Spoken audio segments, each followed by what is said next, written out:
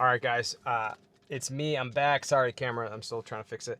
Either way, man, it's been a time, guys. So much has happened since everything. Let's just start off with this. Wise Guys Comedy Club is closed officially. It's gone. It's officially done. There's two of them now. There's only one. So one's in Town Square area. Last time we spoke, I'm pretty sure we were talking about me getting on the Lewis Belt show and what were the possibilities of it. And this is what happened. Basically, I went to his show, and I was gonna get put on because I talked to him. I talked to him the month prior, and I was like, "Yo, man, I'd love to get on the show," da da da. And he was like, "Okay, no problem, I got you." I show up. It's about 6:30, 6:15. The show starts at 7. I show up, and there's cameras everywhere. His family's there, everybody's there, and I was like, "This is crazy." Like, I wonder what's going on. I didn't know if he was shooting a special. So what ended up happening was I ended up talking to the manager there, and I was like, "Hey, just so you know, I'm going to be on the show." Sorry, I'm charging my car. Give me a second. I'm going to be on the show, and I just want to check in with you because I understand that's what they like. They like when you check in. You know what I mean? They really want you to check in first. Don't just walk into a green room unless you really know the dude. Then you can do that type of stuff. But like, and I don't know him. I just know him a little bit from passing and in the comedy circles. Like he's an improv guy, Hollywood Improv, and he hosts D. Ray Davis's show. So he's a great dude, man. He's been doing comedy for a long time. I'm gonna be honest. When I saw this, I saw that he had a bunch of people in the green room. He also this and that, and I was like, oh, I'm probably not on the show. Not to be negative, but I just had a feeling. I was like, I don't know what's going on here, but it doesn't seem great for me.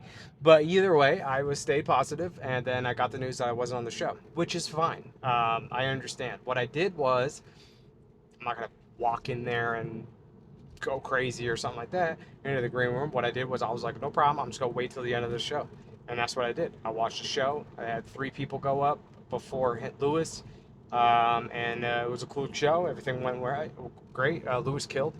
He's just getting into headlining. I think he's been doing it for a couple of years, 3, 4 years headlining possibly, but he's been doing comedy since he's 18. He's 31, so he's like 12 years in the game, 13 years in the game. So he's got it. You know what I mean? He's got the ability to be an absolute savage, and he was that night. He fucking, I didn't mean to swear. He murdered. My bad. But yeah, so it was great, man. And I just waited till the end, and right before I was gonna talk to him, he's taking pictures with everybody. The manager realized like I didn't get to go up, so they offered me to, why don't you host the first open mic at Town Square? And I was like, for real? And they're like, yeah. I was like, oh my god, which is crazy because I've never had a guest spot there. I never did any. I tried to get on that stage at the Main Street Wise Guys for 3.5 years on a weekend. I could not get a minute of time. Now I did a showcase there and this and that, which is everybody does it, but to get a weekend spot, I couldn't do it. I tried everything. That's where I started, and I think the reasons why is because that's where I was bombing as well. Not right when I started, there was a switch of managers. So one went to the Town Square location, one went to Utah, went back to the Town Square location. But I couldn't get stage time, man, and it is what it is. I'm not holding against anybody. Like, yeah, say they got favorites or whatever, and you want to, pit everything against them, the club. That's crazy to me, man. It's on you. You're just not undeniable enough. That's the problem. You just don't got it. Period. It's either your jokes, it's either you can't sell tickets, or you don't have a presence on stage. I don't know what it is, but I'll tell you that some people they just get on the stage no matter what. They don't even have to be funny. Some people get on the stage and they're decently funny or funny. All right, and then some people got to be funny and have a following, and then some people got to be funny, have a following, and be able to sell tickets to get on the show. And that's just how it is. Like, that's just how life is. Like, some people get it easier than others. Some people get opportunities than others. But any opportunity you get in life, you will get like opportunities in life, but any opportunity like this you will have. You just gotta capitalize. Everybody's gonna get their time. Everyone's gonna get their opportunity. You have to capitalize. That's the key. That's the key. Can you capitalize during those moments that you need to capitalize in? So, this was a big moment, man. Like, I have to make sure I kill, because not only is there going to be, I heard that they were promoting a lot for the open mic. Now, and I had to make sure that I not only do I kill, but I want respect from my peers.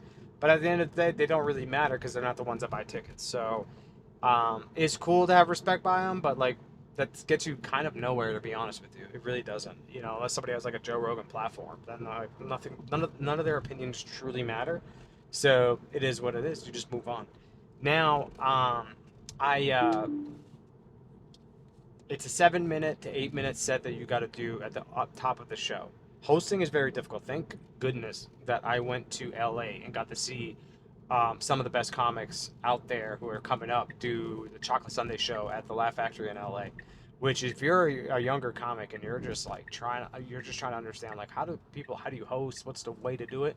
Go to that show. I promise you, you'll see a host who absolutely crushes. Then you can kind of game plan on how you want to do it from there, right? So, because like in this scene, time and time again, even though Wiseguys location, the one that was, oops, sorry guys, the one that was in the arts district is known as an easier room. For me, it was a tough time. I think it's a lot of mental blocks would happen to me. But like, it's an easier room. But when you host, it was back and forth, back and forth. Not everybody did great at hosting. It just wasn't. It's just not what it was. You know what I mean? No matter what they try to tell you, like I got to watch, and a lot of people tell me that they kill, but when you watch them, it's like, okay, well, everyone can do those jokes. So anybody who can do that joke doesn't really mean you're killing. That would be called hack. That's what that is, when anyone can do your jokes. But either way, I'm not talking smack. It's just truth. I don't really care. And honestly, I don't give a shit, to be honest. So I'll tell you to your face if you are being annoying. I'll let you know that you are terrible, just like other people told me I'm terrible. But you, generally speaking, I don't have time for that. But anyway, I practiced super hard for this set. I generally don't like go over my set in my head too much. I just kind of let my mind be free. But my best friend was like, "Oh, you need to know this set inside out. There's a big, big moment. Like, I'm not trying to put pressure on you, but you have to capitalize. You cannot bomb on that stage. You can't." And he's right, So I went over my set that night, and in the morning when I on my drive to work, and then I did it later before the show, and then I was ready to go. And when I'm walking on stage, I'm not kidding you. There's 100 people there, and your boy killed. I didn't kill. I just smacked. I don't like to say kill because killing. I feel like killing only is good to say when you're doing like a 20-minute set. You know what I mean? Like 20 minutes or more. Like then you can say you killed. But like when you're doing a 3 to 5 to 7 to 10, it's like you weren't up there enough to know if you really were killing. Because I guarantee you, there's a difference. Like when somebody does a 3 to 5, and then they do a 7, and then that from that 7 to 10, uh, everybody loses their wheels out here. From what I've seen, they might think they got 10 to 15 to 20 minutes, but in actuality, if anyone could do your jokes or anything like that, nothing is personalized or anything like that. You got 1 minute maybe at best, and that's a harsh reality. Thank God I had the right people around me that told me that in like a smooth way, though. You know what I mean? So either way, I went up, I did my thing, and I talked to both managers. I was like, hey, just I'd love to do more spots, more hosting. What's available on the weekends now because it's Town Square. So now, what's going to happen at Town Square is they have people coming in on the weekends, right? So they generally speaking, the headliners are going to bring their own feature act and sometimes their own host and like another person as well. So they'll even have an opening act, a 5 minute act. Like that's just how when you start rolling in those headlining things and you can sell tickets like that, it's your show, so you get to put on whoever you want. This camera shakes like crazy. I'm so sorry, guys. Maybe I shouldn't like do this while I'm driving, but I got stuff to do, man. I got a show tonight too. So either way, I wanted to see what was going on that weekend because they had a headliner there, but he's a guy who doesn't like sell tickets. He's like basically this guy's going to be getting paid a set amount for the weekend, and that's it. And then I just wanted to see who the comics were, and one of the managers that runs the other one was there, and they had her typical people that she puts up, and they all ate a bag of trash. And hey, it's part of the game, though, man. Like it is what it is. I mean, it was bad too, cause like there was a review that I saw, and I was like, oh my goodness, like people saying how they walked out. A couple of them, I was like, and it was right at the right timing, and to have 3 opening acts like that, like like there's only, generally speaking, you have three opening acts. It's like a host, you might have a guest, and a feature. But like you have a host who did time up top, and then a 5 to 7 minute set, and then a 10 minute set. It just was all, it's all over the place. It's not traditional, which generally speaking, it doesn't really matter, I guess. But like traditionally, like you would want a 10 minute set up top, 20 to 30 for the feature, and then the headliner does an hour. That's what you are expected to do as a headliner. But either way, it was rough, and uh, that room is just much more difficult to hone in. For some reason, I just maybe because I have more confidence in myself now. But every single week since then, it's August right now, in the middle of August, and I've never missed in that room yet. Every single week, yeah, I've been doing kind of the same set, so I've been playing a little safe. But I'll be honest, when I'm watching, I mean, there's been actually two times where I went up later and then I did different stuff.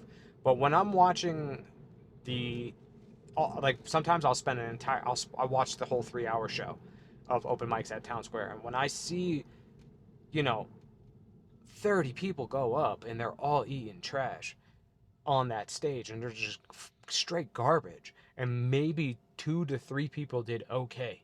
I'm gonna go up with my heavy hitting stuff. So boom, you see it, and it's like a whole different. It's like, whoa, okay, where is he from? What's going on here? Why was this guy at the end? It is what it is, and that's what I've been doing, and it shows. So I didn't get on the show. I just went and watched, and that was it. What ended up happening though was the manager who was at the Wiseguys location previously. Um, they got let go, which is good and bad. But like for me, it didn't matter because I never got 5 minutes on that stage anyway. I tried so hard. I tried to get on that stage. I couldn't get a minute on that stage, and they would put anybody up, which was insane to me. But me, I couldn't get 1 minute, which is it's part of the game. And honestly, I think that's what made me more of like a kind of like a not a I guess savage mindset where I'm trying to be like I just don't care about anybody anymore. I just do my own thing and worry about me, and that's it. And that's how I'm going to stay from now on, Like I don't care about you or your problems. I'm really starting to cut my circle down cuz you don't really need that many people. Like Joey Diaz said, all you need is three bad motherfuckers to take over the world, man. That's it. That's all you need. Three of them. So, weeks go by. Louis Belt show's showing up. I'm doing great. Every show I've been on after my bombings previously, everything's going good. The confidence is really growing. I'm really starting to find my flow. My delivery is much better. Things are just coming together. My life is better, just like in general. I'll go into that detail later. Um, yeah, things are going great. Um, Louis Belt show. I show up. There's eight. The main manager's there. He's seen me do sets outside of Wiseguys at like random bars, and every single time I've done great, which is awesome. Every single time. And this is like my moment to make sure I do good. And I was still worried. I was like, maybe I'm not on the show. And then I went up to the manager. I was like, hey, just so you know, I'm on the show.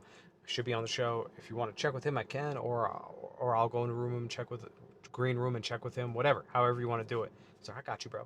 And then he goes and he's like, you're on the show. You're doing 5 right up top. I was like, all right, dope.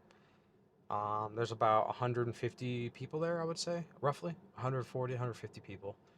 I'm going through my set, and I'm ready. Me and my best friend, we just go over the phone about these type of moments. Like you will, in any aspect, in anything you do in life, but let's just talk about stand up. You will get your opportunities in life, everything. But let's talk about stand up. In stand up, you will get your opportunities. I promise you, you will.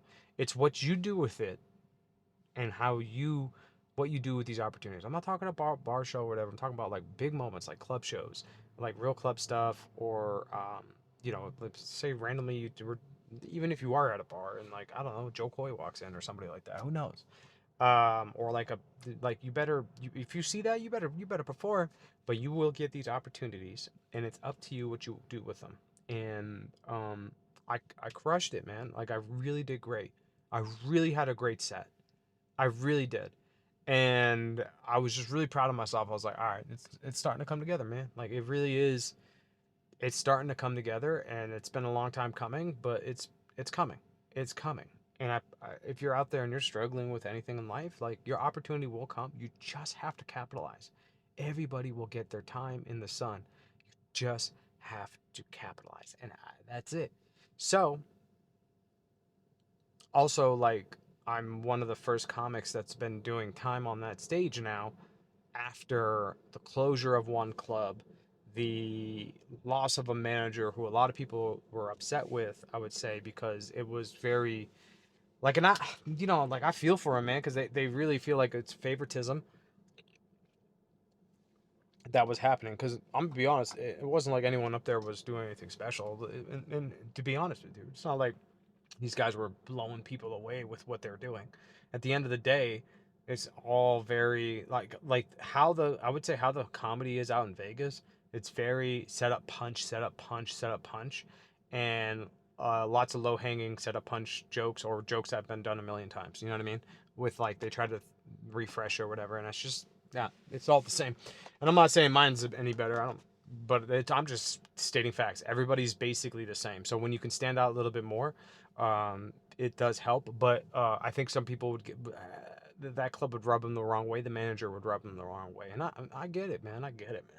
I try not to put anything on a pedestal because I would get rubbed the wrong way with that club, and then I was like, what are we even talking about? That club might not be there, and then boom, look what happens. That club is gone. Manager's gone. Like all that time you wasted on that person, on that manager, and on that club is gone.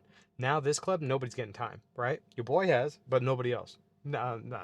But I'm being honest though, like not like after that manager's gone, like there's only one manager who will put you up now, and now he sends your stuff to the your Instagram or whatever you posted. That he sends it to the people, whoever is headlining the show, if they sell tickets. If not, he has more flexibility of what to do. But what I'm trying to do is become the head host there. That's my whole plan, is become the head host there and get hosting more in another club like LA Comedy Club. I haven't even pushed for LA Comedy Club because this came out of nowhere. So I'm like, let me put my focus here. So I did great, and then the manager just thanked me for getting off stage on time and everything like that, because there was a situation with one of the comics. He did 10 minutes over his time, which is like very one of the worst. Like doing a minute to 2 minutes over your time is crazy, but 10 minutes is like should never be on that show again. But it's not my show. But just as a comic, just know that like don't go over your time. It's one of the worst things you do. Rather you go under than don't. I'll go under, but just go under if anything. Well, like usually I tell them to give me a light at 2 minutes, and then I wrap it up within a minute and a half, or even 30 seconds. If it's close to my ender, and if it bangs, I'll just walk off the stage. It's fine. I'll just get off the stage. I don't care, because I'd rather end on a massive laugh. But man, everything was hidden that night. Everything was great. The set was fantastic. So now I just been just grinding, doing my stuff, and now we got Lewis Belt show coming up again. There's a show tomorrow for Jet Ski Johnson. I'm gonna try to get on, because I don't know her, but either way, I'm gonna stay for her show until the end, and then talk to her after, because she's been getting a lot of opportunities out here, and she's like in with Wiseguys, so I'm trying to get cool with her, because if I'm cool with her, I would love to be her host. That's it, and she don't have to pay me if she sold her own tickets. Do you know what I'm saying? So like when a headliner pays, that's like a trick. But when a headliner is basically out there selling his own tickets, he's got to pay you. So if you're on a show, but like it's vice versa. Like if you're the club host, then they get the cup. They don't have to worry about paying the host or anything like that, which is kind of a trick. Which I don't know why I'm telling you guys my tricks, but yeah, I don't really got many. But either way, I'm trying to get on her show, and then the Louis Bell show. If I hope to be on. I don't know if I should be on there, but I hope to be on there. And um, what I'm gonna do is, I'm going to hopefully get on the show. If not, I'm gonna still talk to him after and be like, yo, let me get on the next one. Also, you're cool with Mojo Brooks, because Mojo Brooks is gonna be out here in September. Would you be okay with me like vouching, like if I used you as a vouch to get on the show, or maybe so I can just tell this my manager, like, you vouch for me to get on a show, or I just want to try to get on a show to be either if it's a guest spot, I don't care if it's a guest spot. I don't care if it's hosting, whatever it is. Let me just try to get on the show, and that's what I really want to do is host the whole weekend, 5 shows. That'd be crazy.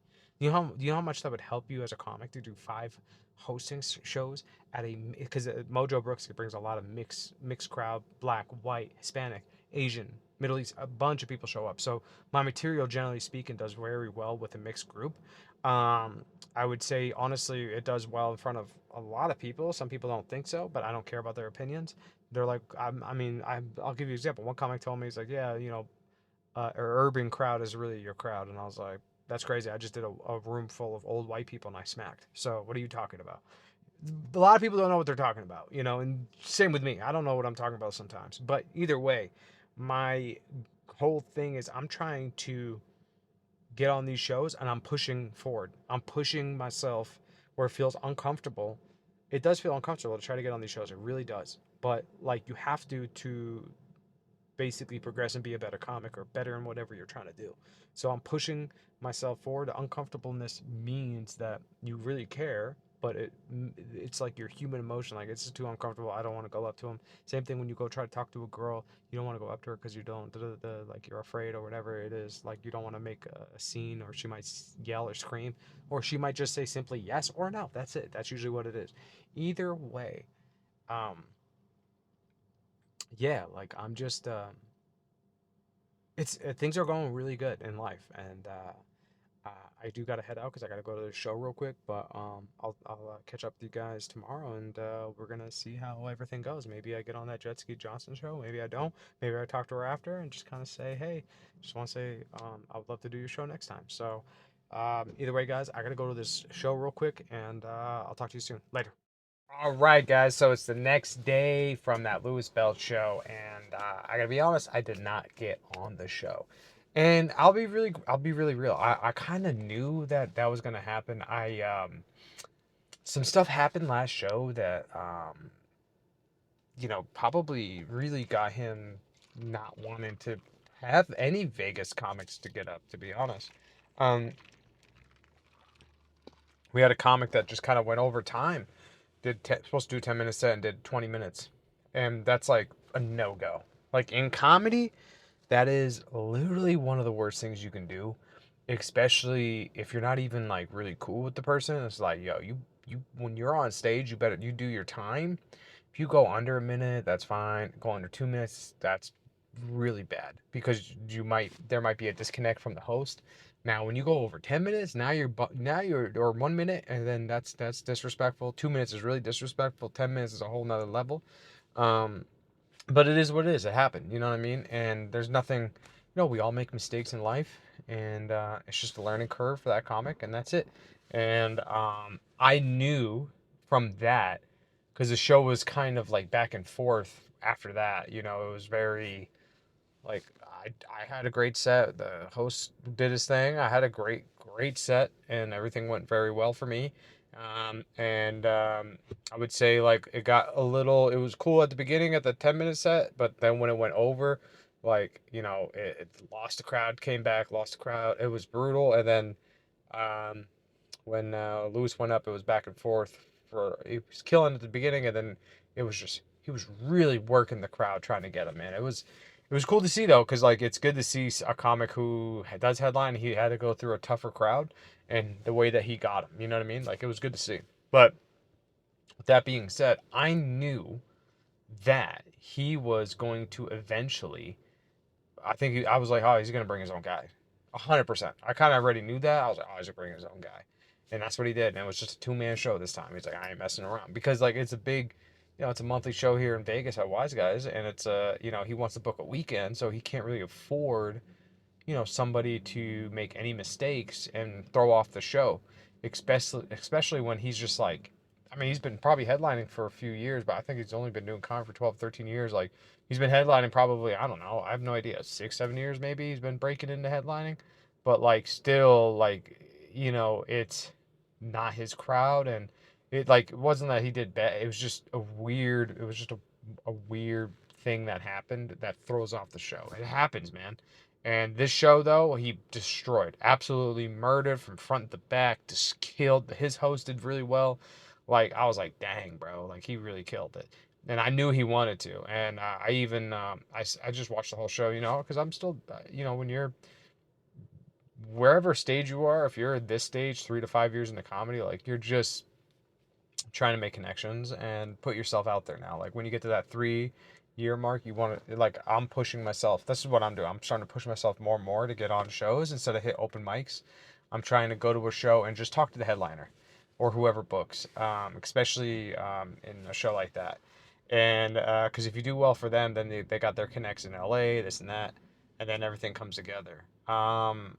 So my whole plan was to basically talk to him, do a show, hopefully, but I couldn't because his friend. It was just a 2-man show, and then I was gonna talk to him about Mojo Brooks. He's in town like next week. Like I would love to do a show, and that's kind of the road I was gonna go. But because at the end of the show he did so well, like everybody was like bombarding him, and I just didn't have like a great moment where I could like really talk to him. Because he was just like, we both dapped each other up and gave me a big hug, and he was like, "Damn, bro." I was like, "Damn, bro, you killed." He's like, "Yeah." He's like, "Man, compared to last week, bro, it's like 9-day difference." I was like, "Yeah, man," and that's comedy, man. That's how it works. That's life. Sipping on Diet Coke.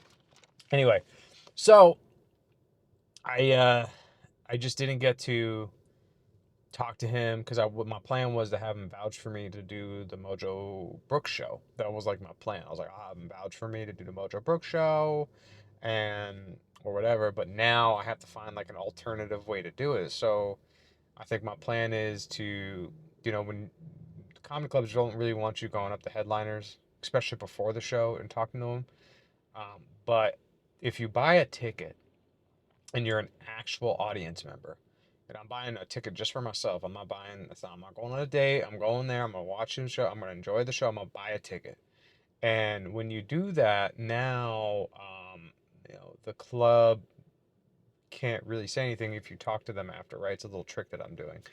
Because like you could talk to them after, but clubs get weird, man. All these clubs are different. All these clubs are weird, and they don't want to mess up anything, especially if it's a guy who could sell out 300 to 400 people and sell drinks and everyone drinks. Like that's huge money for these clubs. So like they don't want some stupid open micer going around. Oh, can I get a spot? Can I get a spot? And like getting up in his face or bothering him or anything like that before the show, especially because before the show, just remember, like, they got to get in the zone. And now Mojo's doing 2 shows. So my plan is to go to the first one, say what up to him, boom, dap him up. Yeah, hey, man, I would love to do some time on one of your shows, man. I'm a comic out here in Vegas just looking for some love. And then if I can get on that Friday show and do 5, or that Saturday or Sunday, there's 2 shows. And then Sunday, I won't be able to do it because I should be taking my son that day. So, like, I got to try to get it in and just do 5. And it means nothing. Like if you think about it, it doesn't mean anything. In like a 5-minute set doesn't mean anything to you guys or anybody. They're like, that means nothing. It should be easy, but it is not the easiest thing to do with all the pressure on. If the place is sold 300 to 400 people, man, like it's a lot of pressure, bro. Like you'd be surprised, man. Like you'd be really surprised how much pressure it is. And you remember that you're doing a spot with a guy who's a headliner, and whoever he's putting up, like these people are gonna sound like professionals. So you got to figure out a way to be a professional. I am a person who likes to do stories. When I first started, people would make fun of me because of that, which is fine. Do what you want to do, but also, the talent pool out here is a disaster in Vegas, and that's including myself. But like to be honest, man, like when you see this stand up scene out here, oh my god, it's like the open mic scene. It's literally like going back to the 1990s and watching people do stand. It's literally set up punch, like old school. No, like all these jokes have been said before. Every single one of them. There's no storyline. There's no through line. There's nothing. Even if when they talk about something personal, it's like, don't you hate when kids scream? It's like stuff like that. Like there's no there. You know what I mean? And I'm not saying that my stuff is like that, but I'm trying to basically create like not just a set, like a special. This is like what I've learned from just listening to a lot of podcasts from like Ali Sadiq and stuff. Like Ali Sadiq was just on Are You Garbage or whatever podcast, and he was talking about how, a lot of comics are just creating sets, not like a special, like not like an act.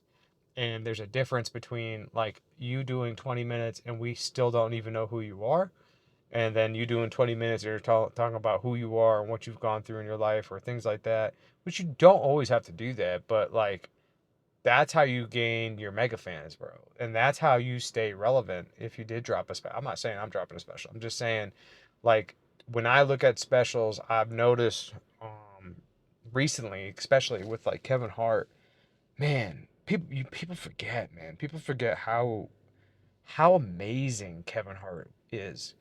You forget how good he was. That first special, um, uh, man, it wasn't the first special that got me. It was the Seriously Funny. First special was good, Grown Little Man, really good. I was dying.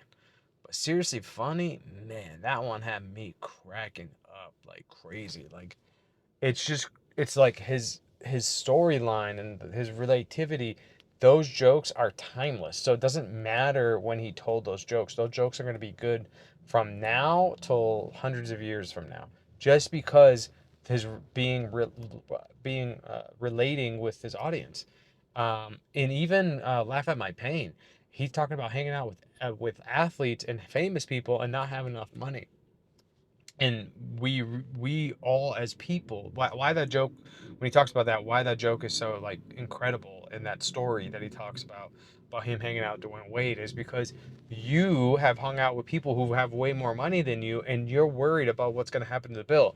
Well, like now Kevin Hart has money, but he doesn't have his money like these guys, and now he's basically painting a picture of how everything is going, and it's crazy because the first three specials that he did, you can draw a line through it, and it's like a through line through it all, and it goes through his entire life basically.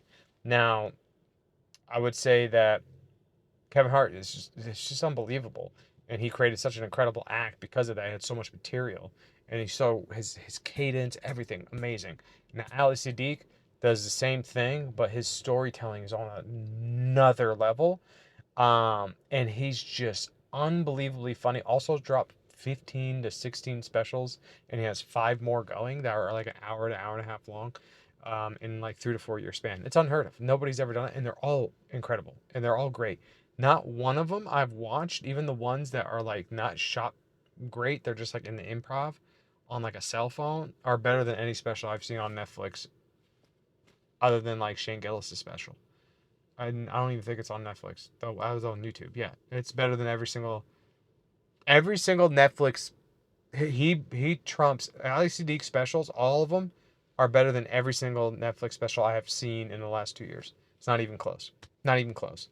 And he was talking about how he's basically like he's been producing specials and how he's telling his friends like, hey man, like this is not it. Like I don't know anything about you. You're okay, you want to do set up punch jokes, but these have been done years ago. Like it's very interesting to watch, and his mind on how it works is incredible.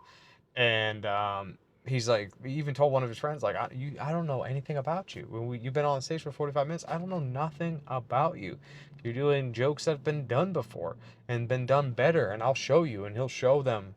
And now he's starting to realize like why the industry turns people down. He's like, oh, I get it now. And I listen to him a lot because I love his storytelling, and I just love storytellers like him, Kevin Hart. Like, man, storytellers are, in my opinion, the best specials, of all time. Kind of like Dave Chappelle does the same thing, but Dave Chappelle is like one of those unique unicorns where he could do setup punch, he can do um, stories, and he's like an alt comic who talks about like social stuff that's going on.